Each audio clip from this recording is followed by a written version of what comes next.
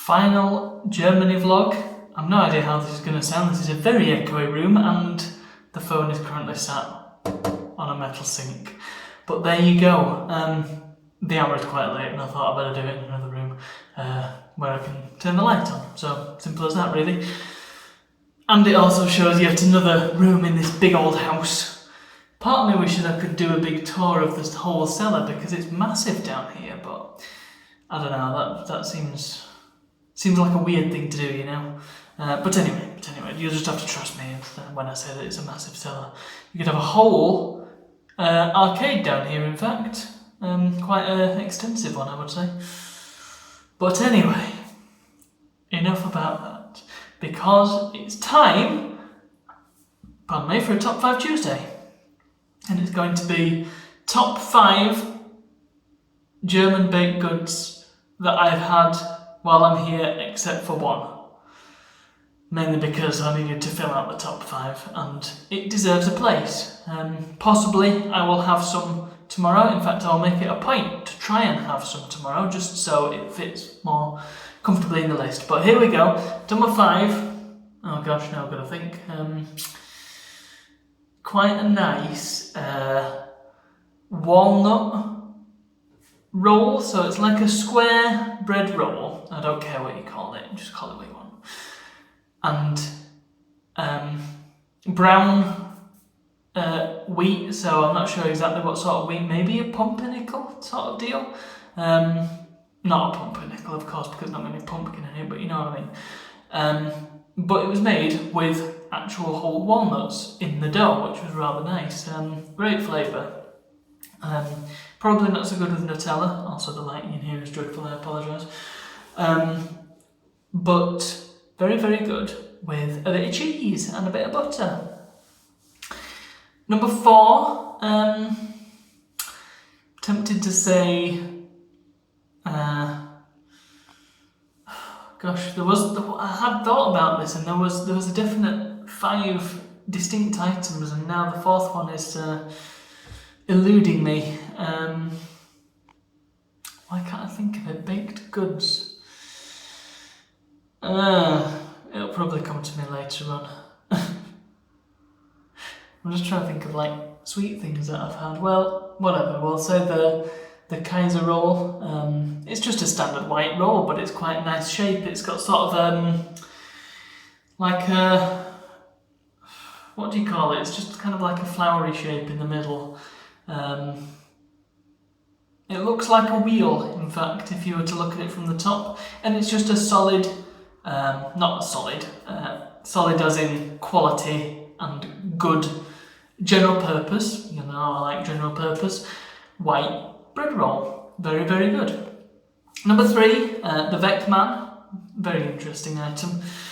It's a big bread, kind of like a brioche, but not anywhere near as sweet or sticky, but it's got that sort of quality to it, and it's in the shape of a man. It's some sort of traditional Rhineland thing, traditionally holding a clay pipe, but the one we got was holding a lollipop. Sensible, I suppose.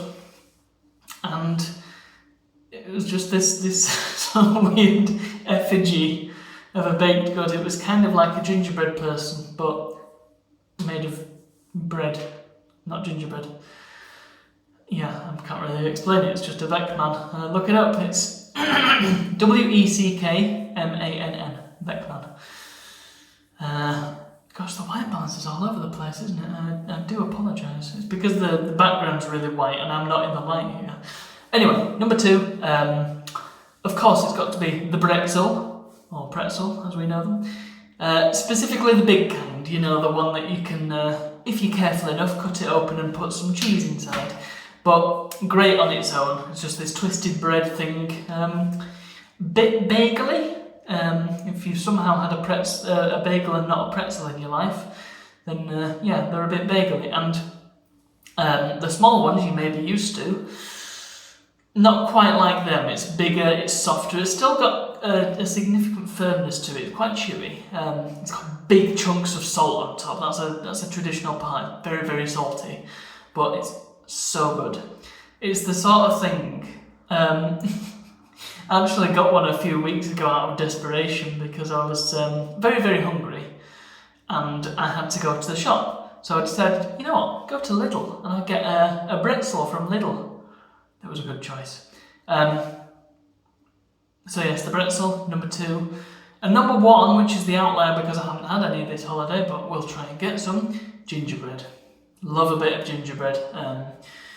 My favourite kind, of course, being the gingerbread person. There was a bakery near where my parents live. Well, there still is a bakery near where my parents live. And they did the best gingerbread people that I've ever come across. It was absolutely fantastic. Tasted so, so good. And they changed the recipe some years back and it's never been the same since. It was, pardon me, for the best kind of gingerbread for me. Usually I can cut those out, but not today. So I'm going to have to be swift.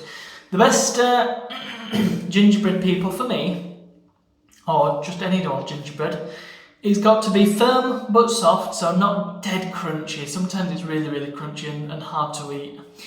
It's got to have a decent amount of sweetness, but not too much. And it's got to have a good, strong ginger flavour, because otherwise, what's the point? And in addition, of course, you've got the requisites: the chocolate, the M&Ms, or whatever that you put on the top. No raisins, none of that. We don't want any of that in this house. Absolutely not.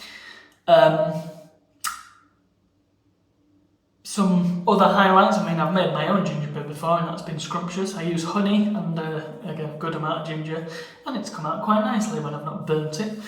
And there's also such and such is gingerbread from Grasmere in the Lake District. That's very strongly gingery, not like super sweet, but it's just a level of sweetness that is tolerable. Very dense stuff. It's unlike any other gingerbread, particular gingerbread people that you might have had. It's more for people who are hiking and they need that burst of energy. It's kind of like the gingerbread answer to Kendal mint cake, in fact. But yeah, gingerbread, number 1. And that is all. That's my top 5. So, like I say, I'll attempt to get some authentic Deutsch gingerbread tomorrow while we're in Köln, and I'll be sure to tell you all about it. But until then, I shall see you. That doesn't make any sense, does it? Whatever. See you tomorrow. Shua.